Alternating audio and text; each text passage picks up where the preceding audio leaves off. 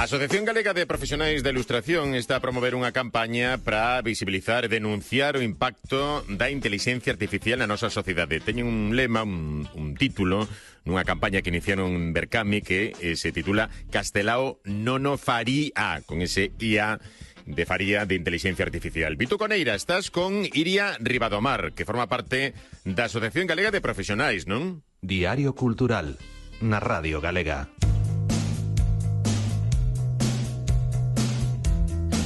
Nestes últimos anos, profesionais da ilustración, asociacións e colectivos de artistas, creadoras de banda deseñada, escolas de deseño e ilustración poñen o foco no perigo artístico e profesional que supón o emprego da IA, a IA xenerativa e as súas consecuencias.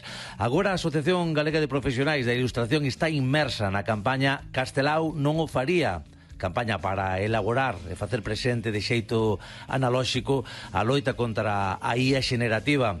Iria Ribadomar é integrante da directiva da Asociación Galega de Profesionais da Ilustración. É un perigo moito máis alado, profesional e artístico, porque o que supón a implantación da IA xenerativa na nosa realidade é basicamente un cambio de paradigma que afecta a moitos máis ámbitos e profesionais e vitais tamén. Claro, alguén pode pensar iso ten que ver con que hai unha maneira de facer o traballo na que se apartan os profesionais, o cal é moi grave, pero tamén é un problema para a xente e para o produto que temos e para o que consumimos despois, non? Bueno, o pecado original da IA, o que chamamos de inicio, porque ningunha IA xenerativa pode ser utilizada de maneira ética, ven xustamente da maneira na que se creou esa tecnoloxía. Os cimentos desta tecnoloxía están feitos a través dun saltarse as leis de propiedade intelectual, tanto a nivel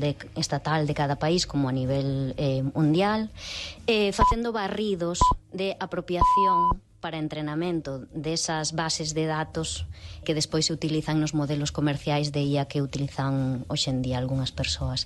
Ese pecado original é basicamente o de facer un extractivismo ilícito e ilixítimo, que de feito está en procesos de litixio e de pleitos, sobre todo en Estados Unidos, con grandes empresas por ese uso indebido, porque non se pediu permiso para utilizar, pero tanto os datos das creadoras e creadoras como nós, debuxos, ilustracións, pinturas, música, vídeos e todo que están na rede, como da persoas individuais que non se dedican a isto, e basicamente hubo un barrido sen cancelas, non? Entón, como non nos parece obvio con outras cousas, como pode ser ir a comprar a produtos que están feitos a través da esclavitude de traballo precario, de traballadores de outros lugares do mundo, ou como vemos coa moda, co que sucedeu en Bangladesh, como temos xa tan superado eso a nivel social e sí que nos desperta un problema ético con respecto a todo isto,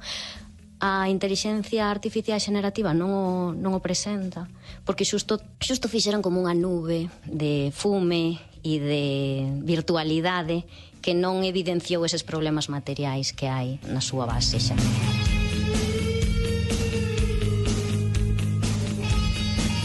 Hai que partir de unha cousa que isto de veu para quedarse.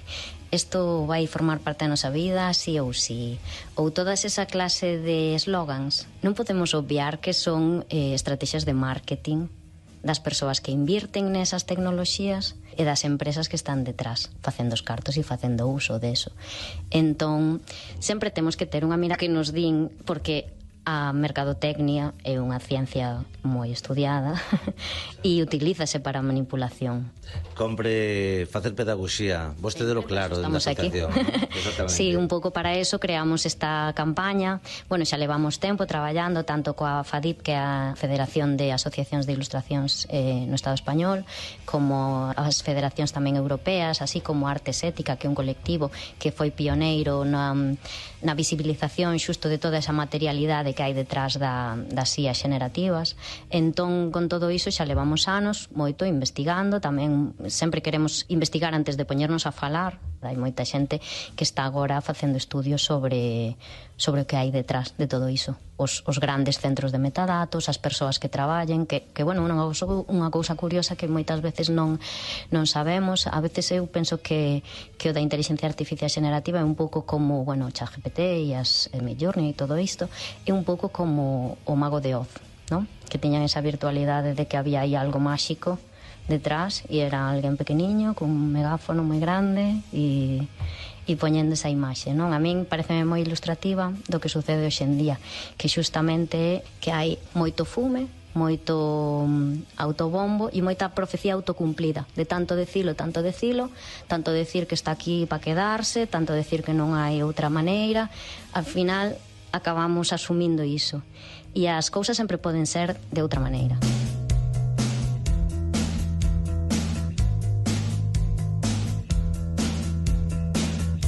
Ilustrar ou deseñar é moito máis alá que compoñer con cachiños de cores e líneas. Hai persoas por detrás cunha bagaxe que saben de simbolismos, que saben de como funcionan as imaxes dentro da nosa fisionomía, hai moito de psicolóxico e hai moito de saber transmitir esencias que a veces é imposible escribir nun prompt e transmitirlle a un proceso automático. Castelao non o faría? Non. O sea, non lle preguntamos directamente, pero tampouco dubidamos, porque nese exercicio de imaginación que quixemos facer con esta campaña de Berkami con bueno, recompensas alrededor da IA xenerativa, propuxémonos facer ese exercicio creativo de pensar, bueno, de imaginación, de que se estuvera Castelao hoxe en día aquí vivindo esta realidade, que pensaría el de todo isto, non? E obviamente sabendo a ética personal, profesional, e como Castelao utilizaba a ilustración e o debuxo como ferramenta de transformación social,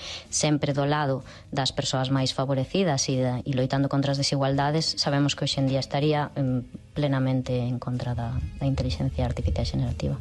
A vosa campaña é imprescindible, necesaria, pero tamén semella que é unha loita complicada. Ao final, dende que se instalou o sistema no que vivimos hoxe en día, que basicamente foi un proceso similar, non podemos obviar que o capitalismo hoxe en día medra, o sea, nace no momento en que a industria usurpa os saberes e prácticas da artesanía, que era o modo de produción precapitalista, para instaurar e concentrar a riqueza en poucas mans, que é a industria, basicamente. Entón, pois, obviamente, a revolución industrial xenerou o mundo en decadencia no que vivimos hoxe en día, e ese paso a maiores deste sistema para xa apropiarse absolutamente de todo, eu moitas veces digo que é como un extractivismo cognitivo o que fai a inteligencia artificial, porque nos rouba absolutamente ata os últimos desexos e formas de falar, formas de relacionarnos que temos todos. Fálame dese problema tamén ambiental e todo iso que hai arredores da IA, esa parte que moitas veces descoñecemos. Pois parte dese problema de facer como unha visión virtual disto, non? Parece que todo é etéreo, que se mantén no aire, esa metáfora de na nube, non? Eso é todo o contrario o que significa unha tecnoloxía. Ten unha materialidade detrás, ten uns macrocentros de datos que xustamente se ubican en lugares con problemas de desenrolo e nos lugares máis pobres da terra para roubarlle esos recursos, para utilizar a súa auga, para utilizar os seus recursos humanos e o seu espacio, non? Cunha tecnoloxía que contén materiais e metais moi difíciles de conseguir e que veñen da explotación de persoas noutros lados tamén do planeta, no que sufren desigualdades moi grandes.